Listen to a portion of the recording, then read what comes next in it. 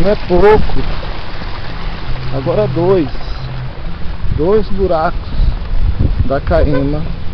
Parece brincadeira. Aqui no bairro do Vinhais. Blog do Ricardo Santos há poucos dias mostrou que estava apenas um. Agora, se não bastasse, aparece mais outro aqui no bairro do Vinhais, né? Importante centro comercial da cidade, assim. Qual que é o nome dessa rua aqui, senhora? 49. É, Vinhais? Rua 49 Vinhais? Obrigado. Viu como é o seu nome? Dona Fortunata, o que representa essa fedentina, esse esgoto a céu aberto aqui? A gente está vendo dois buracos agora, um estourado ali, mais outro lá na frente, aí futuramente vai sempre ficar assim. É, né? É. E a Caema nem nada.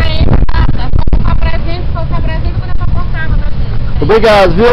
Um bom dia.